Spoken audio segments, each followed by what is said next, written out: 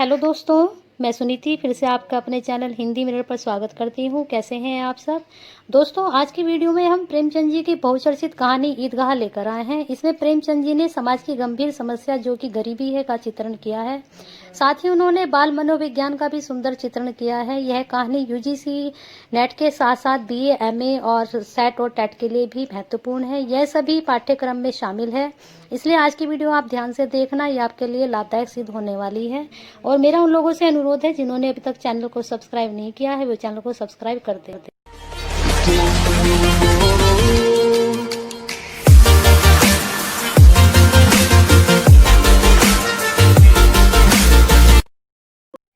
चलिए दोस्तों, शुरू करते हैं आज की कहानी प्रेमचंद जी की, जो ईदगाह कहानी है। रमजान के पूरे 30 रोजों के बाद ईद आई है। कितना मनोहर, कितना सुहावना प्रभाव है। वृक्षों पर अजीब हरियाली है, खेतों में कुछ अजीब रौनक है, आसमान पर कुछ अजीब लालिमा है। आज का सूर्य देखो कितना प्यारा, कितना शीतल है, यानी संसार को ईद की बधाई दे रहा है। गांव में कितनी हलचल है। ईदगाह जाने की तैयारियां हो रही हैं। किसी के कुर्ते में बटन नहीं है, पड़ोस के घर में सुई धागा लेने दौड़ा जा रहा है। किसी के जूते कड़े हो गए हैं, उनमें तेल डालने के लिए तेली के घर पर भागा जाता है। जल्दी जल्दी बैलों को सानी पानी दे दे। ईदगाह से लौटते लौटते दोपहर हो जाएगी। 3 कोस का पैदल रास्ता, फिर सैकड़ों आदमियों से मिलना भेंटना, दोपहर के पहले लौटना। सैकड़ों आदमियों से मिलना भेंटना, दोपहर के पहले लौटना असंभव है। लड़के सबसे ज्यादा प्रसन्न हैं। किसी ने एक रोजा रखा है, वह भी दोपहर तक, किसी ने वह भी नहीं।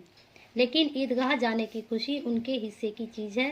रोजे बड़े बूढ़ों के लिए होंगे, इनके लिए तो ईद है। रोज ईद का नाम रटते थे, आज वह आ गई। अब जल्दी पड़ी है कि लोग ईदगाह क्यों नहीं चलते। इन्हें गृहस्थी चिंताओं से क्या प्रयोजन। सेवैयों के लिए दूध और शक्कर घर में है या नहीं, इनकी बला से ये तो सेवैयां खाएंगे। वह क्या जाने कि अब्बाजान क्यों बदहवास चौधरी कायम अली के घर दौड़े जा रहे हैं। उन्हें क्या खबर कि चौधरी आंखें बदल ले तो यह सारी ईद मुहर्रम हो जाए। उन्होंने अब मुहर्रम भी एक त्योहार होता है। उनकी अपनी जेबों में तो कुबेर का धन भरा हुआ है। बार बार जेब से अपना खजाना निकाल कर गिनते हैं, खुश होकर फिर रख लेते हैं। महमूद गिनता है 1 2 10 12, उनके पास 12 पैसे हैं। मोहन सिंह के पास 1 2 3 8 9 15 पैसे हैं। इन्हीं अनगिनती पैसों में अनगिनती चीजें लाएंगे, यानी कि जो उनके पास पैसे हैं अनगिनत, उसमें वो अनगिनत चीजें लाएंगे, यानी बहुत सी चीजें खरीदेंगे। खिलौने, मिठाइयाँ, बिगुल, गेंद और जाने क्या क्या खरीदेंगे इन अनगिनत पैसों में। और सबसे ज्यादा प्रसन्न है हामिद।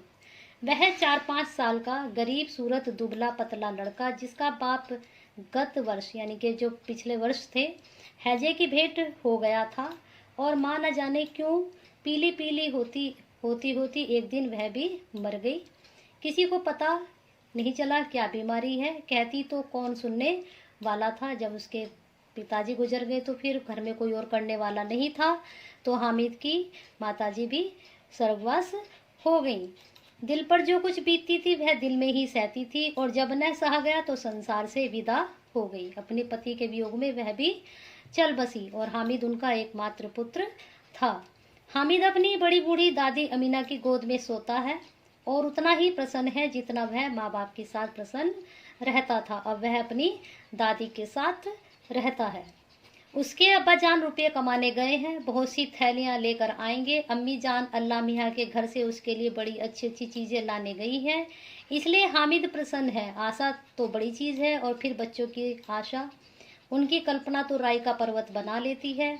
हामिद के पाँव में जूते नहीं है, सिर पर एक पुरानी धुरानी टोपी है जिसका गोटा काला पड़ गया है, फिर भी वह प्रसन्न है। जब उसके अब्बा जान थैलियां और अम्मी जान नियमतें लेकर आएंगी तो वह दिल से अरमान निकाल लेगा। तब देखेगा मोहसिन, नूरे और सम्मी कहाँ से उतने पैसे निकालेंगे। अभागिन अमीना अपनी कोठरी में बैठी रो रही है। आज ईद का दिन है, उसके घर में दाना नहीं है। आज आबिद होता तो कैसी तरह ईद आती और चली जाती। यानी कि जो उनका पुत्र था आबिद, वह सोच रही हैं कि अगर वह होता तो क्या आज हम ऐसी ईद मनाते। इस अंधकार और निराशा में वह डूबी जा रही है। किसने बुलाया था इस निगोड़ी ईद को। गरीब के लिए त्योहार भी एक मुसीबत ही लेकर आता है। इसमें यह दिखाया है कि वह अपना त्योहार किस तरह से मनाए। इस घर में उसका काम नहीं है, लेकिन हामिद उसे किसी के मरने जीने से क्या मतलब। उसके अंदर प्रकाश है, बाहर आशा। विपत्ति अपना सारा दल बल लेकर आए, हामिद की आनंद भरी चितवन उसका विध्वंस कर देगी। हामिद भीतर जाकर दादी से कहता है, तुम डरना नहीं अम्मा, मैं सबसे पहले आऊँगा, बिल्कुल न डरना। अमीना का दिल कचोट रहा है। गांव के बच्चे अपने अपने बाप के साथ जा रहे हैं। हामिद का बाप अमीना के सिवा और कौन है, यानी उसके जो दादी है उसके सिवा और कौन है। उसे कैसे अकेले में ले जाने दे। उसे भीड़ भाड़ से बचा, कहीं खो जाए तो क्या हो। अमीना उसे यूं न जाने देगी। नन्ही सी जान है, 3 कोस चलेगा कैसे। जो मेला लगा है ईदगाह जहाँ पर है वह 3 कोस दूर है घर से। पैर में छाले पड़ जाएंगे, जूते भी नहीं है। वह थोड़ी थोड़ी दूर पर उसे गोद में ले लेती, लेकिन यहाँ सवैया कौन पकाएगा। सवैया ईद पर बनाया जाता है। पैसे होते तो लौटते लौटते सब सामग्री जमा करके चटपट बना लेती। यहाँ तो घंटों चीजें जमा करते लगेंगे। मांगे का ही तो भरोसा ठहरा। उस दिन फैमीन के कपड़े सिले थे, 8 आने पैसे मिले थे। उस अठन्नी को ईमान की तरह बचाती चली जाती थी इस ईद के लिए। लेकिन कल ग्वालन सिर पर सवार हो गई तो क्या करती। हामिद के लिए कुछ नहीं है तो 2 पैसे का दूध तो चाहिए ही। अब तो कुल 2 आने पैसे बच रहे हैं। 3 पैसे हामिद की जेब में हैं, 5 अमीना के बटुए में हैं।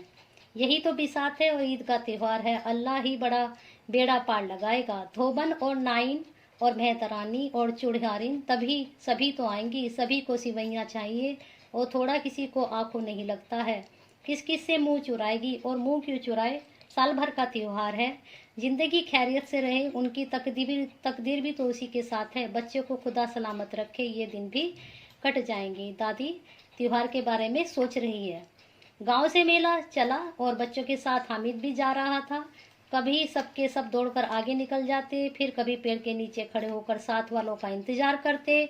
यह लोग क्यों इतना धीरे धीरे चल रहे हैं। हामिद के पैरों में तो जैसे पंख लग गए हैं। वह कभी थक सकता है। शहर का दामन आ गया, यानी कि शहर आ गया। सड़क के दोनों ओर अमीरों के बगीचे हैं। पक्की 4 दीवारी बनी हुई है। पेड़ों में आम और लीचियां लगी हुई है। कभी कभी कोई लड़का कंकड़ी उठाकर आम पर निशाना लगाता है। माली अंदर से गाली देता हुआ निकलता है। लड़के वहां से फलांग पर खूब हंस रहे हैं। माली को कैसे उल्लू बनाया है। बड़ी बड़ी इमारतें आने लगी। यह अदालत है, यह कॉलेज है, यह क्लब घर है। शहर में ये सब लोग देख रहे हैं जो मेला देखने गांव से आए हैं। इतने बड़े कॉलेज में कितने लड़के पढ़ते होंगे। सब लड़के नहीं हैं जी, बड़े बड़े आदमी हैं। सच, उनकी बड़ी बड़ी मूछें हैं। इतने बड़े हो गए, अभी तक पढ़ते जाते हैं। न जाने कब तक पढ़ेंगे और क्या क्या करेंगे इतना पढ़कर। हामिद के मदरसे में 2-3 बड़े बड़े लड़के हैं, बिल्कुल 3 कोड़ी के। रोज मार खाते हैं, काम से जी चुराने वाले। इस जगह भी उसी तरह के लोग होंगे और क्या। क्लब घर में जादू होता है, सुना है। यहाँ मर्दों की खोपड़ियाँ दौड़ती हैं और बड़े बड़े तमाशे होते हैं, पर किसी को अंदर नहीं जाने देते। और वहाँ शाम को साहब लोग खेलते हैं, बड़े बड़े आदमी खेलते हैं, मूछो दाढ़ी वाले। और मैमें भी खेलती हैं। सच, हमारी अम्मा को यह दे दो, क्या नाम है, बैट, तो इसे पकड़ ही ना सके, घुमाते ही लुढ़क जाए। महमूद ने कहा, हमारी अम्मी जान का तो हाथ कांपने लगे, अल्लाह कसम। मोहसिन बोला, चलो, मनो आटा पीस डालती है, जरा सा बैट पकड़ लेगी तो हाथ कांपने लगेंगे। सैकड़ों घड़े पानी रोज निकालती है, 5 घड़े तो मेरी भैंस पी जाती है। किसी मैम को 1 घड़ा पानी भरना पड़े तो आंखों के आगे अंधेरी छा जाए। तब महमूद बोला, लेकिन दौड़ती तो नहीं, उछल कूद तो नहीं सकती। मोहसिन बोला, हाँ, उछल कूद तो नहीं सकती, लेकिन उस दिन मेरी गाय खुल गई थी और चौधरी के खेत में जा पड़ी थी तो अम्मा इतनी तेज दौड़ी कि मैं उन्हें पा भी ना सका। सच, आगे चलें। हलवाइयों की दुकानें शुरू हो चुकी थी, आज खूब सजी हुई थी। इतनी मिठाइयाँ कौन खाता, देखो ना, एक एक दुकान पर मनो होंगी। सुना है रात को जिन्नात आकर खरीद ले जाते हैं। अब्बा कहते थे कि आधी रात को एक आदमी हर दुकान पर जाता है और जितना माल बचा होता है वह तुलवा लेता है और सचमुच के रुपये देता है, बिल्कुल ऐसे ही रुपये। हामिद को यकीन न आया, ऐसे रुपये जिन्नात को कहाँ से मिल जाएंगी। मोहसिन ने कहा, जिन्नात को रुपये की क्या कमी है, जिस खजाने में चाहे वहाँ चला जाए। लोहे के दरवाजे तक तो उन्हें नहीं रोक सकते जनाब। आप किस फेरे में हैं? हीरे जवाहरात तक तो उनके पास रहते हैं, जिससे खुश हो गए उसके टोकरे जवाहरात से भर दिए जाते हैं। अभी यहीं बैठे हैं, 5 मिनट में कलकत्ता पहुंच जाए। हामिद ने फिर पूछा, जिन्नात बहुत बड़े बड़े होते हैं? मोहसिन ने कहा, एक एक सिर आसमान के बराबर होता है जी। जमीन पर खड़ा हो जाए तो उसका सिर आसमान से जा लगे, मगर चाहे तो एक लोटे में घुस जाए। हामिद कहता है, लोग उन्हें कैसे खुश करते होंगे, कोई मुझे मंत्र बता दे तो इस जिन्नत को मैं भी खुश कर लूं। मोहसिन कहता है, अब यह तो नहीं जानता, लेकिन चौधरी साहब के काबू में बहुत से जिन्नात हैं। कोई चीज़ चोरी जाए, चौधरी साहब उसका पता लगा लेंगे और चोर उसका नाम बता देंगे। जुमराती का बछवा उस दिन खो गया था। दिन हैरान हुए, कहीं ना मिला। तब झक मारकर चौधरी के पास गए। चौधरी ने तुरंत बता दिया, मवेशी खाने में है और वहीं मिला। जिन्नात आकर उन्हें सारे जहान की खबर दे जाते हैं। अब उसकी समझ में आ गया कि चौधरी के पास क्यों इतना धन है और क्यों उसके पास इतना सम्मान भी है। आगे चले, यह पुलिस लाइन है, यहीं पर सब कांस्टेबल कवायद करते हैं। रैटन 5 हो, रात को बेचारे घूम घूम कर पहरा देते हैं, नहीं चोरियां हो जाएं। मोहसिन ने प्रतिवाद किया, यह कांस्टेबल पहरा देते हैं तभी तुम बहुत जानते हो। अजी हजरत, यह चोरी करते हैं। शहर के जितने भी चोर डाकू हैं, सब इनसे मोहल्ले में जाकर जागते रहो जागते रहो पुकारते हैं, तभी इन लोगों के पास इतने रुपये आते हैं। मेरे मामू एक थाने में कांस्टेबल हैं, 12 रुपया महीना पाते हैं, लेकिन 50 रुपया घर बेचते हैं। अल्लाह कसम, मैंने एक बार पूछा था कि मामू आप इतने रुपये कहाँ से पाते हैं? हंसकर कहने लगे, बेटा अल्लाह देता है। फिर आप ही बोले, हम लोग चाहे तो एक दिन में लाखों मार लाएं, हम तो इतना ही लेते हैं जिसमें अपनी बदनामी भी ना हो और नौकरी भी ना चली जाए। हामिद ने पूछा, यह लोग चोरी करवाते हैं तो कोई इन्हें पकड़ता नहीं? मोहसिन उसकी नादानी पर दया दिखाकर बोला, अरे पागल, इन्हें कौन पकड़ेगा? पकड़ने वाले तो यह लोग खुद ही हैं। जो पुलिस वाले हैं वह खुद ही चोरी करवाते हैं। कहने का मतलब था कि इन्हें कौन पकड़ेगा चोरों को, जब पुलिस वाले ही चोरी करवा रहे हैं, यानी कि पकड़ने वाले ही खुद उनको चोरी करने के लिए कह रहे हैं। लेकिन अल्लाह इन्हें सजा भी खूब देता है। हराम का माल हराम में जाता है। थोड़े ही दिन हुए, मामू के घर में आग लग गई, सारी लई पूंजी जल गई, एक बर्तन तक ना बचा। कई दिन पेड़ के नीचे सोए, अल्लाह कसम पेड़ के नीचे। फिरन जिन्हें कहाँ से सो कर्ज लाए, दो बर्तन भाड़े आए। हामिद ने कहा, 150 से ज़्यादा होते हैं। कहाँ 50, कहाँ 150, एक थैली भर होता है, 100 तो 2 थैलियों में भी ना आए।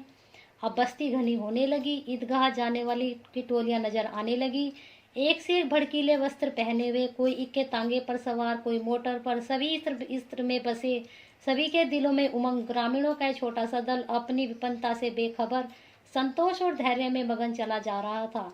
बच्चों के लिए नगर की सभी चीजें अनोखी थी, जिस चीज की ओर ताकते ताकते ही रह जाते, पीछे से हॉर्न की आवाज होने पर भी न चेतते। हामिद ने मोटर के नीचे जाते जाते बचा, सहसा ईदगाह नजर आई। ऊपर इमली के घने वृक्षों की छाया है, नीचे पक्का फर्श है जिस पर जाजम बिछा हुआ है, और रोजे दारों की पंक्तियां एक के पीछे एक जाने कहाँ तक चली गई हैं, पक्की जगत के नीचे तक, जहाँ जाजम भी नहीं है। नए आने वाले आकर पीछे की कतार में खड़े हो जाते हैं। आगे जगह नहीं है, यहाँ कोई धन और पद नहीं देखता। इस्लाम की निगाह में सब बराबर हैं। इन ग्रामीणों ने भी वजू किया और पिछली पंक्ति में खड़े हो गए। कितना सुंदर संचालन है, कितनी सुंदर व्यवस्था। लाखों सिर एक साथ सिजदे में झुक जाते हैं, फिर सबके साथ एक साथ खड़े हो जाते हैं, एक साथ झुकते हैं और एक साथ खड़े हो जाते हैं, एक साथ खड़े हो जाते हैं, एक साथ झुकते हैं और एक साथ खड़े हो जाते हैं। कई बार यह क्रिया होती है जैसे बिजली की लाखों बत्तियां एक साथ प्रदीप्त हो और एक साथ बुझ जाएं, और यही क्रम चलता रहा। कितना अपूर्व दृश्य था, जिसकी सामूहिक क्रिया विस्तार और अनंता हृदय को श्रद्धा, गर्व और आत्मनता से भर देती थी। मानो तत्व का एक सूत्र इन समस्त आत्माओं को एक लड़ी में पिरोए हुए है। नमाज खत्म हो गई, लोग आपस में गले मिल रहे हैं, तब मिठाई और खिलौनों की दुकान पर धावा होता है। ग्रामीणों की दुकान पर धावा। ग्रामीणों का यह दल ईश्वर में बालकों में कम उत्साही नहीं है। यह देखो हिंडोला है, 1 पैसे देकर चढ़ जाओ। कभी आसमान पर जाते हुए मालूम होंगे, कभी जमीन पर गिरते हुए। यह चरखी है, लकड़ी के हाथी, घोड़े, ऊंट छड़ों में लटके हुए हैं। 1 पैसा देकर बैठ जाओ और 25 चक्रों का एक मजा लो। महमूद और मोहसिन और नूरे और सम्मीन घोड़ों और ऊँटों पर बैठते हैं। हामिद दूर खड़ा है, 3 ही पैसे तो उसके पास हैं, अपने कोष का 1/3 जरा सा चक्कर खाने के लिए नहीं दे सकता। सब चरखियों से उतरते हैं, अब खिलौने लेंगे। उधर दुकानों की कतार लगी हुई है, तरह तरह के खिलौने हैं, सिपाही और गुजरिया, राज और वकी, भिस्ती और धोबीन, साधु वह कुत्ते, सुंदर खिलौने। अब बोला ही चाहते हैं कि महबूब सिपाही लेता है, खाकी वर्दी और लाल पगड़ी वाला, कंधे पर बंदूक रखे हुए मालूम होता है, कभी कवायद कभी चले आ रहा है। मोहसिन को भिस्ती पसंद आया, कमर झुकी हुई है, ऊपर मशक लग रखे हुए हैं, मशक का मुंह एक हाथ से पकड़े हुए कितना प्रसन्न है, शायद कोई गीत गा रहा है। अब मशक से पानी उड़ेला ही जाता है। नूरे को वकील से प्रेम है, कैसी विद्वता है इसके मुख पर, काला चोंगा, नीचे सफेद अचकन, अचकन के सामने की जेब में खड़ी घड़ी सुनहरी जंजीर, एक हाथ से कानून का पोथा लिए मालूम होता है अभी किसी अदालत से जिरह या बहस किए चले जा रहे हैं। यह सब 2 पैसे के खिलौने हैं। हामिद के पास कुल 3 पैसे हैं। इतने महंगे खिलौने वह कैसे ले सकता है? खिलौना कहीं हाथ से छूट पड़े तो चूर चूर हो जाए, जरा पानी पड़े तो सारा रंग घुल जाए। ऐसे खिलौने लेकर वह क्या करेगा, किस काम के? मोहसिन कहता है मेरा भिस्ती रोज पानी दे जाएगा, सांझ सवेरे। महमूद और मेरा सिपाही घर का पहरा देगा, कोई चोर आएगा तो फौरन बंदूक से फायर कर देगा। नूरे और मेरा वकील खूब मुकदमा लड़ेगा। सम्मी और मेरा धोबिन रोज कपड़े धोएगी। हामिद खिलौने की निंदा करता है, मिट्टी के ही तो हैं, गिरे तो चकनाचूर हो जाए, लेकिन ललचाई हुई आंखों से खिलौनों को देख रहा है और चाहता है कि जरा देर के लिए उन्हें हाथों में ले सकता। उसके हाथ अन्यासी लपकते हैं, लेकिन लड़के इतने त्यागी नहीं होते हैं, विशेषकर जब कभी नया शौक हो। हामिद ललचाता रह जाता है। खिलौने के बाद मिठाइयाँ आती हैं, किसी ने रेवड़ियाँ ली, किसी ने गुलाब जामुन, किसी ने सोहन हलवा, मज़े से खा रहे हैं। हामिद बिरादरी से पृथक है।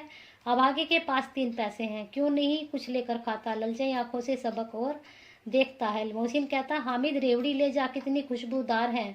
हामिद को संदेह हुआ ये केवल क्रूर विनोद है, मोहसिन इतना उदार नहीं है, लेकिन यह जानकर भी वह उसके पास जाता है। मोहसिन दोने से एक रेवड़ी निकालकर हामिद की ओर बढ़ाता है। हामिद हाथ फैलाता है, मोहसिन रेवड़ी अपने मुंह में रख लेता है। वो सही सोच रहा था कि वह उसके साथ विनोद करेगा, यानी कि हंसी मजाक करेगा। महमूद, नूरे और सम्मी खूब तालियां बजाकर हंसते हैं। हामिद खिसिया जाता है। मोहसिन अच्छा अब की बार जरूर देंगे। हामिद अल्लाह कसम ले जा। हामिद रखे रहो, क्या मेरे पास पैसे नहीं हैं? सम्मी 3 ही पैसे तो हैं, 3 पैसे में क्या क्या ले लोगे? हाँ, महमूद बोलता है हमसे गुलाब जामुन ले जाओ। हामिद, मोहसिन बदमाश है। हामिद, मिठाई कौन बड़ी नेमत है, किताब में इनकी कितनी बुराइयां लिखी हैं। मोहसिन, लेकिन दिन में कह रहे होंगे मिले तो खा लेंगे, अपने पैसे क्यों नहीं निकालते? महमूद बोलता है इस समझते हैं कि इसकी चालाकी, जब हमारे सारे पैसे खर्च हो जाएंगे तो हमें ललचा ललचा कर खाएगा। मिठाइयों के बाद कुछ दुकानें लोहे की चीज़ों की, कुछ गिलट और कुछ नकली गहनों की। लड़कों के लिए यहाँ कोई आकर्षण नहीं था, वे सब आगे बढ़ जाते हैं। या जो हामिद के दोस्त थे वे सब खेल खिलौने ले लेते हैं, मिठाइयाँ खरीद लेते हैं, खा भी लेते हैं, लेकिन हामिद अभी तक कुछ नहीं खरीदता है। और जब लोहे की और चीज़ों की दुकान आती है तो वह वहाँ पर रुक जाता है, लेकिन वो जो उसके दोस्त हैं वह वहाँ पर नहीं रुकते हैं और वो आगे बढ़ जाते हैं। हामिद लोहे की दुकान पर रुक जात है। कई चिमटे रखे हुए थे, उसे ख्याल आया दादी के पास चिमटा नहीं है। यही कहानी का पूरा निचोड़ है। यहाँ पर तवे से रोटियां उतारती तो हाथ जल जाता है, आगे वह चिमटा ले जाकर दादी को दे देगा तो कितना प्रसन्न होगी, फिर उनकी उंगलियां कभी नहीं जलेंगी, घर में एक काम की चीज़ हो जाएगी। खिलौने से क्या फ़ायदा? देखिए छोटा सा बच्चा कितना अपने दादी के बारे में सोच रहा है। प्रेमचंद जी ने एक बच्चे की मनोवैज्ञानिक दशा दिखाई है इस कहानी में। व्यर्थ में पैसे खराब होते हैं, जरा देर हो तो खुशी होती है, फिर तो खिलौने को कोई भी आंख उठाकर नहीं देखता। यह तो घर पहुंचते पहुंचते टूट फूट बराबर हो जाएंगे। यहाँ पर उसकी मनोस्थिति को कितने सुंदर ढंग से उन्होंने प्रस्तुत किया है। गरीबी की एक दशा ऐसी दिखाई कि एक बच्चा किस तरह से सोचता है। चिमटा कितने काम की चीज़ है। रोटियां तवे से उतार लो, चूल्हे में सेक लो, कोई आग मांगने आए तो चटपट चूल्हे से आग निकाल कर उसे दे दो। अम्मा बेचारी को कहाँ फुर्सत है कि बाजार आए, और इतने पैसे में ही कहाँ मिलते हैं, रोज हाथ जला लेती है। हामिद के साथी आगे बढ़ गए हैं, सबील पर सबके शरबत पी रहे हैं। देखो सब कतने लालची हैं, इतनी मिठाइयाँ ली, मुझे किसी ने एक भी ना दी। उस पर कहते हैं मेरे साथ खेलो, मेरा यह काम करो। अब अगर किसी ने कोई काम करने को कहा तो पूछूंगा, खाए मिठाइयाँ आप मुंह सड़ेगा, फोड़े फुंसियाँ निकलेंगी, आप ही जवान चटोरी हो जाएगी। जब घर से पैसे चुराएंगे और मार खाएंगे। किताब में झूठी बातें थोड़ी ही लिखी हैं, मेरी जबान क्यों खराब होगी। अम्मा चिमटा देखते देखते दौड़कर मेरे हाथ से ले लेगी और कहेगी मेरा बच्चा अम्मा के लिए चिमटा लेकर आया है, कितना अच्छा लड़का है। इन लोगों के खिलौने पर कौन इन्हें दुआएं देगा। बड़ों की दुआएं सीधे अल्लाह के दरबार में पहुंचती हैं और तुरंत सुनी जाती हैं। मैं भी इनके मिजाज को क्यों सहूं। मैं गरीब नहीं हूँ, किसी से कुछ मांगने तो नहीं जाते। आखिर अब्बा जान कभी ना कभी तो आएंगे, अम्मा भी आएंगी ही। फिर इन लोगों से पूछूंगा कितने खिलौने लोगे। एक एक को टोकरियां खिलौने दूं और दिखा दूं कि दोस्तों साथ ही इस तरह का सलूक किया जाता है। यहाँ पर एक दोस्ती का भी दिखाया है प्रेमचंद जी ने कि किस तरह से जब आपके पास पैसा नहीं होता तो जिनके पास पैसा होता है वो आपके साथ किस तरह का सलूक करते हैं। यह नहीं कि पैसे की रेवड़ियाँ ली तो चिढ़ा चिढ़ा कर खाने लगे, सबके सब हंसेंगे। हामिद ने चिमटा लिया और हंसे मेरी बला से। उसने दुकानदार से पूछा ये चिमटा कितने का है। दुकानदार ने उसकी ओर देखा और कोई आदमी साथ न देकर कहा तुम्हारे काम का नहीं है जी, बिकाऊ है कि नहीं। बिकाऊ क्यों नहीं है और यहाँ क्यों लाए हैं तो बताते क्यों नहीं कि कितने पैसे का है। 6 पैसे लगेंगे। हामिद का दिल बैठ गया। ठीक ठीक 5 पैसे लगेंगे, लेना हो तो लो नहीं तो चलते बनो। हामिद ने कलेजा मजबूत करके कहा 3 पैसे लोगे।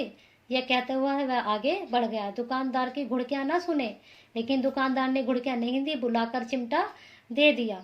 हामिद ने उसे इस तरह कंधे पर रखा मानो बंदूक है और शान से करता हुआ संगियों के पास गया। देखिए ये चिमटा है हामिद के पास, ये उसके संगी साथी हैं।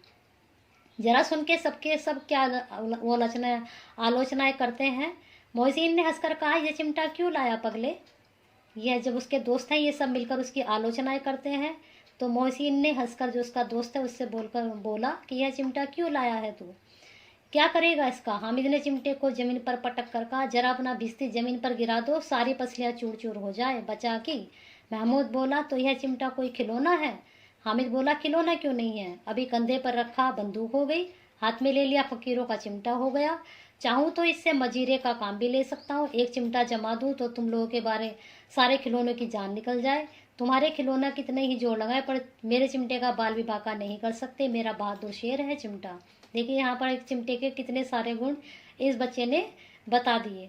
सम्मी ने खंजरी ली थी, प्रभावित होकर बोला मेरी खंजरी से बदलोगे, 2 आने की है। हामिद ने खंजरी की ओर उपेक्षा से देखा। मेरा चिमटा चाहे तो तुम्हारी खंजरी का पेट फाड़ डाले, बस एक चमड़े की झिल्ली लगाते ढप ढप बोलने लगी कि जरा सा पानी लग जाए तो खत्म हो जाए। मेरा बहादुर चिमटा आग में, पानी में, आंधी में, तूफान में बराबर डटा खड़ा रहेगा। चिमटे ने सभी को मोहित कर लिया। सब बच्चे अपने खिलौनों की तारीफ कर रहे थे, ये इस काम का है, ये इस काम का है। देखो हामिद ने अपने एक चिमटे की कितनी सारी तारीफें बता दी कि यह कितने काम का है और सारे बच्चे इस चिमटे पर मोहित हो गए। अब पैसे किसके पास धरे हैं, फिर मेले से दूर निकल आए हैं। 9 कब के बज गए, धूप तेज हो रही है, घर पहुंचते जल्दी हो रही है। बाप से जिद भी करें तो चिमटा नहीं मिल सकता। हामिद है बड़ा चालाक, इसलिए बदमाश ने अपने पैसे बचाकर रखे थे। अब बालकों के 2 दल हो गए हैं। मोहसिन, महमूद, सम्मी और नूरे एक तरफ है, हामिद अकेला दूसरी तरफ है। शास्त्रार्थ हो रहा है। सम्मी तो विधर्मी हो गया है, दूसरे पक्ष से जा मिला है, लेकिन मोहिनी, महमूद और नूरे भी हामिद से 1-1, 2-2 साल बड़े होने पर भी हामिद के आघातों से आतंकित हो उठे हैं। उसके पास न्याय का बल है और नीति की शक्ति है। चाहे वो गरीब है लेकिन उसके पास क्या है, न्याय का बल है और नीति की शक्ति। वह नीति पूर्वक चलता है। एक और मिट्टी है, दूसरी ओर लोहा है। इस वक्त अपने को फौलाद कह रहा है, वह अजय है, घातक है। अगर कोई शेर आ जाए तो मियाँ भिस्ती के छक्के छूट जाएं। जो मियाँ सिपाही मिट्टी की बंदूक छोड़कर भागे, वकील साहब की नानी मर जाए, चोंगे मुँह छिपाकर जमीन पर लेट जाए, मगर यह चिमटा, यह बहादुर, यह रुस्तमे हिंद लपक कर शेर की गर्दन पर सवार हो जाएगा और उसकी आंखें निकाल लेगा। मोहसिन ने एड़ी चोटी का जार लगा कर कहा अच्छा पानी तो नहीं भर सकता। हम मतलब अभी भी वो बच्चे उससे शास्त्रार्थ में जीतना चाहते हैं।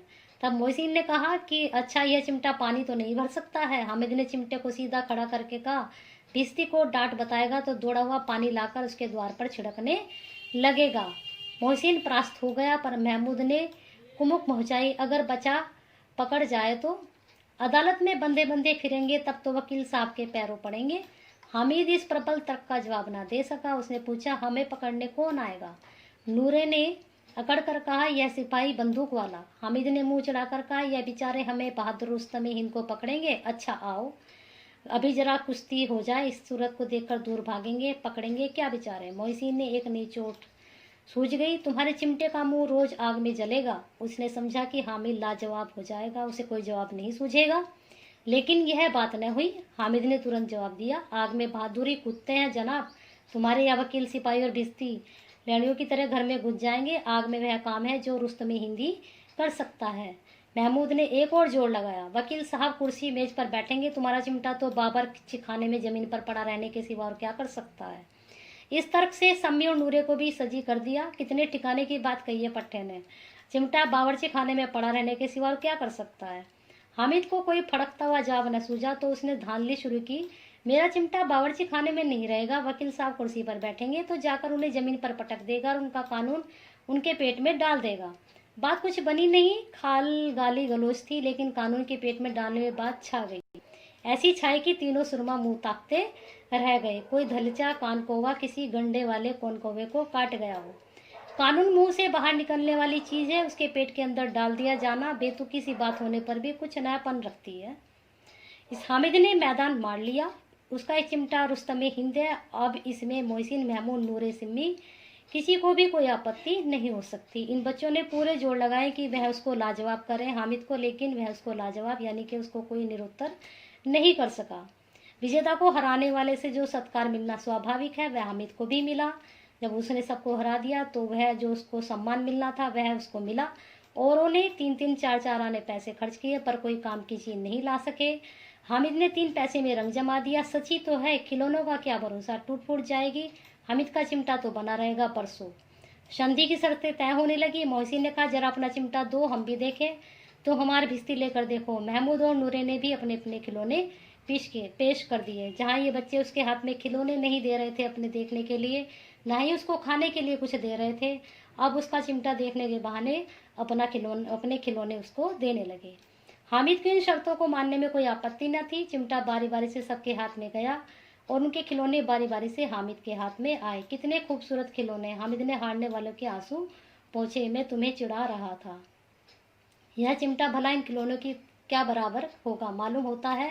अब बोले, अब क्या बोले, लेकिन मोहसिन की पार्टी को इस दिलासे से संतोष नहीं होता।